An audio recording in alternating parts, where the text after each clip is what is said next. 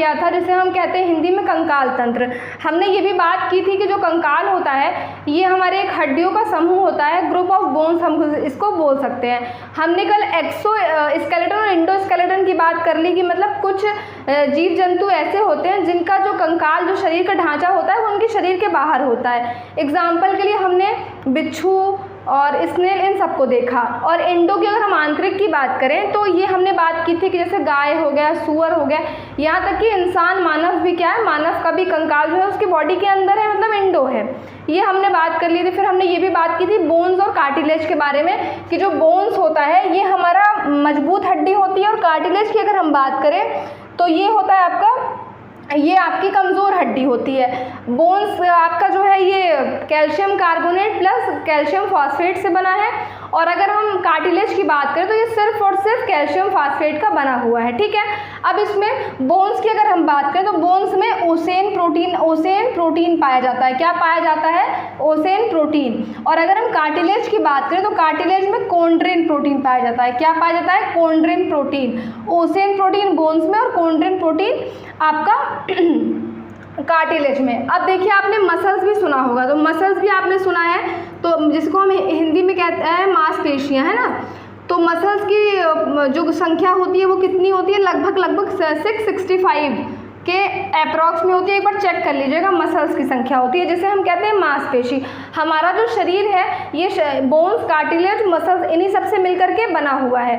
तो इतना मेरे हिसाब से आपको क्लियर हो गया। चलिए हम आगे की बात करते हैं। देखिए अब हमने बोन्स पढ़ा, अब देखिए मान के चलिए ये हमारा कोई हड्डी है, ये बोन है, ठीक है। इसी की हम बात करें, ये किससे बना हुआ है? तो ये कैल्शियम कार्बोनेट प्लस आपका कैल्शियम फास्फेट से मिलकर के बना हुआ है, ठीक है।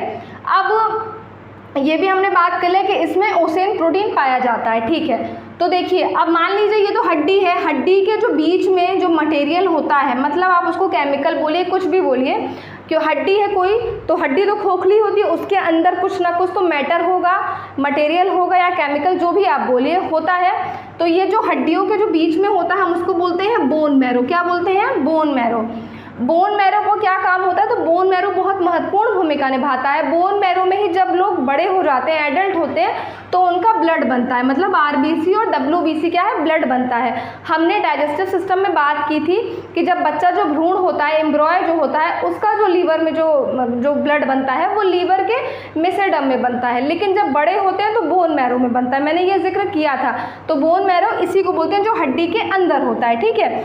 उसके बाद ये तो हम सबको पता है कि हमारी जो हड्डियां हैं, हड्डियों की संख्या जो है 206 होती है। जब बच्चे छोटे होते हैं तो ज़्यादा रहती है, और उसके बाद फिर हड्डियों की संख्या धीरे धीरे कम हो जाती है, 206 होती है। अब जो ये 206 बोन्स है, फिर ये भी आपकी दो भागों में विभाजित होती हैं। तो पहला आपका जो भाग होता है उसे हम कहते हैं अपेंडिकुलर, जिसे हिंदी में हम कहते हैं उपांगीय। इसकी अगर हम संख्या की बात करें तो 126 है। कितनी है? तो 126। अपेंडिकुलर उपांगीय की जो संख्या है वो 126 है। अब 206 में आप 126 घटाएंगे तो 80 बचेगी। तो 80 जो हड्डियां होती हैं उसे हम बोलते हैं एक्सियल, और हिंदी में हम उसे बोलते हैं अक्षीय। एक्सियल और अक्षीय हम हिंदी में बोलते हैं, ठीक है। अब 126 में आपके क्या क्या आता है, ये भी तो आता है क्वेश्चन।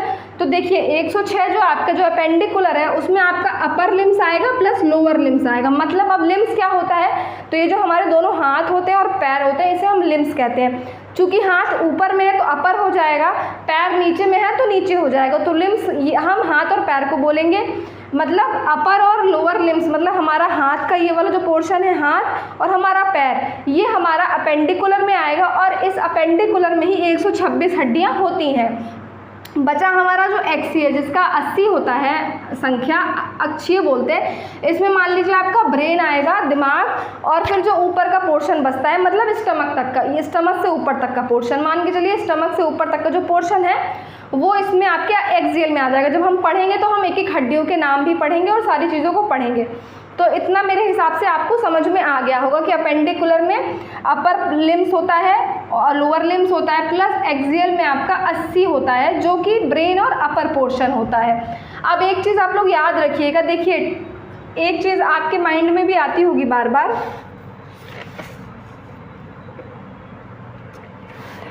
एक चीज़ आपके भी दिमाग, देखिए अब जो हमारी हड्डी होती है, हड्डी हमारी मसल से जुड़ी हुई है, तो हमारी हड्डी को जो मांसपेशी से जोड़ता है उसे हम बोलते हैं टेंडन।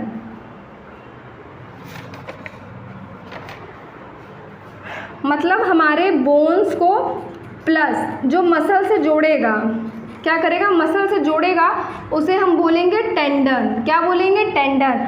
और जो हमारी हड्डी को हड्डी से जोड़ेगा, मतलब बोन्स से बोन्स जुड़ेगा, उसे हम कहेंगे लिगामेंट। क्या बोलेंगे, लिगामेंट। आपने ये वर्ड सुना होगा, इसलिए मुझे लगा कि ये चीज़ आपको बताने वाली है। तो हड्डी से मसल जुड़ेगा तो हम बोलेंगे टेंडन, और हड्डी से हड्डी जुड़ेगी तो लिगामेंट। सिर्फ ये याद करने के लिए आपको मैंने बता दिया है, ठीक है, कि आपको कन्फ्यूज़न ना हो। तो आप इस पर फोकस करिए कि 206 हड्डियों में हमने ये पढ़ लिया। अब इसके आगे हमको देखना है कि अपेंडिकुलर क्या होता है, तो हम एक एक बार पहले हम अपेंडिकुलर देख लेंगे और उसके बाद